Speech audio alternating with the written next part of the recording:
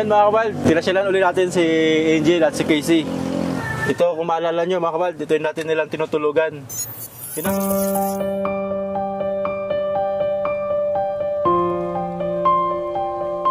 Tinignan kasi nila mga kabal yung kanilang mga gamit. May mga iba pa silang mga gamit ayon sa kanila.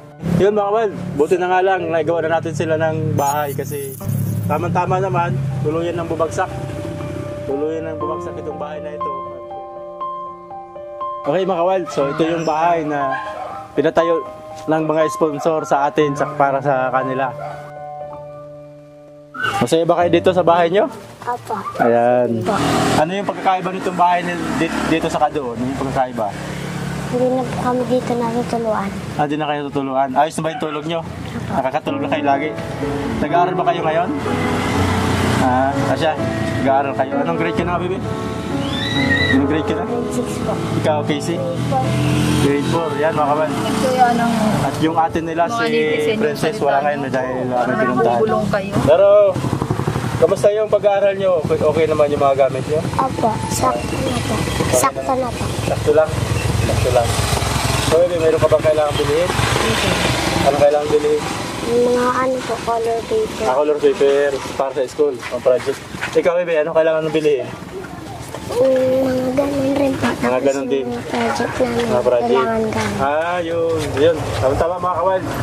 Pero sponsor nagpadala para pamili sila. Kaya, yan, mamimili tayo ng ilang mga gamit nila. Limot nyo na ba yung bahay nyo doon?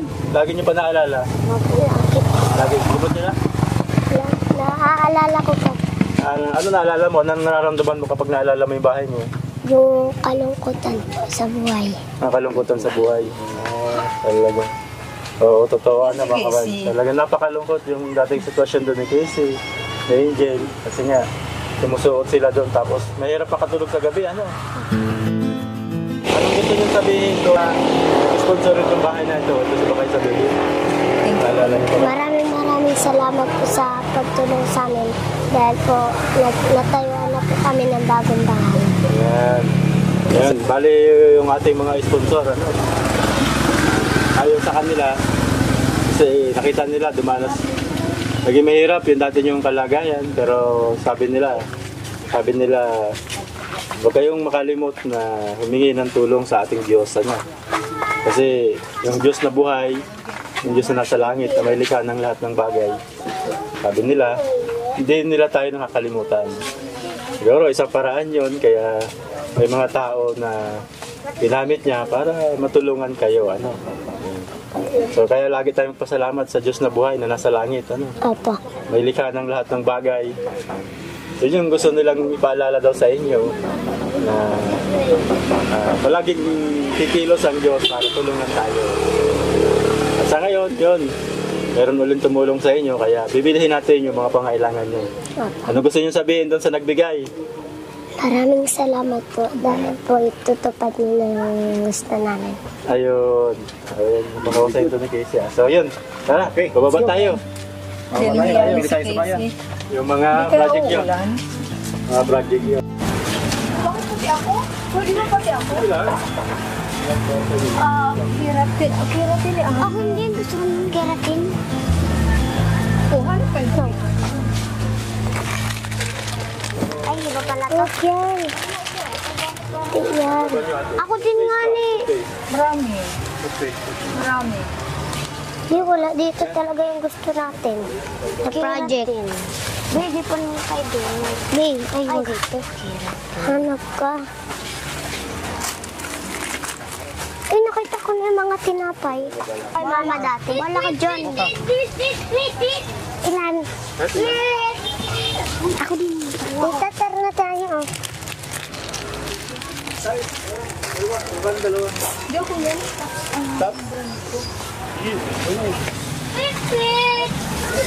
Asan dito yung kinukuha mo? Sige, isa tayo. Sige. Tayo sa kanila, Rockloyd.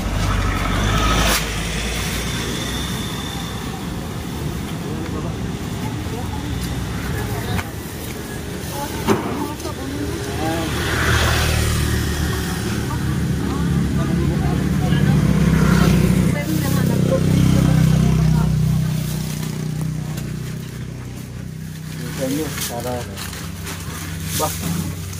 Wow! Favorite ko yun. Nakita ko. Oh. Oh, dami ha.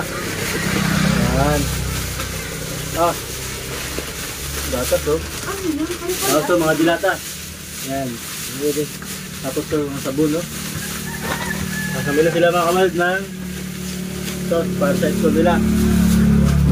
Maraming salamat kay Sir Earl na nagpadala ng 5,000 para dito kay Casey at kay Angel para makapamili daw sila ng mga pangailangan nila. So yan mga kamalad.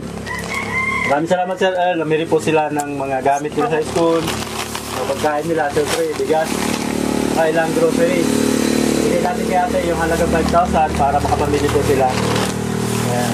So, maraming salamat Sir Earl sa kabaitan mo. Hindi mo nakalimutan patuloy yung mga bata. Si Bibi, anong gusto mong sabihin kay Sir Earl?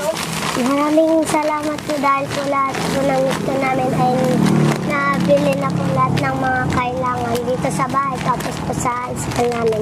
At lalo na po tuwing umaga kapag po makain, may gatas po. Yun lang po, maraming salamat po. So may gatas ka na pala. Laki ng gatas, oh. Yan. Next, Bibi. Sir Earl, sige. Magpapasalamat po ako dahil po meron na po kami almusal tuwing umaga tapos po meron na din po akong lalagyan ng mga po project. Ayun. So may almusal sa umaga. Mayroon pa sa school. More thank you po dun kay Sir Earl dun sa binigay niya 5,000 sa mga bata. Nabili na po ng mga bata yung kanilang dream. Maraming salamat po.